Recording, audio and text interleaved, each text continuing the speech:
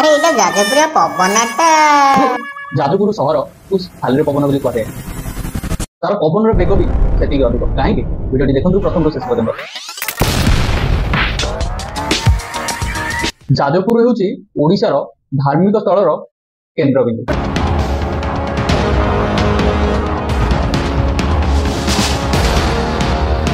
अच्छी बिरजा क्षेत्र जहाँकि एक शक्तिपीठ रूपे परिचित। बड़ कथा है कलिंग और गंगवंशर यह थिला राजधानी।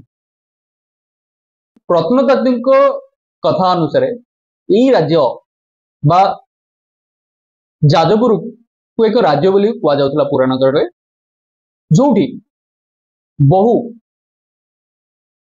प्राचीन मंदिर भग्नावशेष मिली।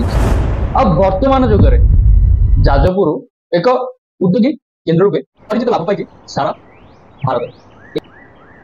सांस्कृतिक ऐतिह्यर केन्द्रबिंदु यही जाजपुर। नृत्य संगीत और लोककला ये जाजपुर प्रसिद्ध अटे।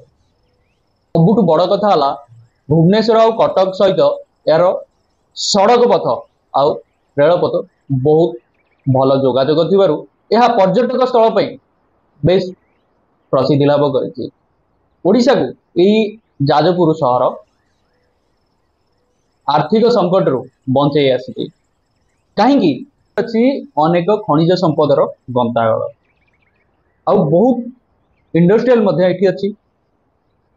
से कहुए जाजपुर सहर धर्म इतिहास आउ उद्योग आउ संस्कृतिर गंताघर।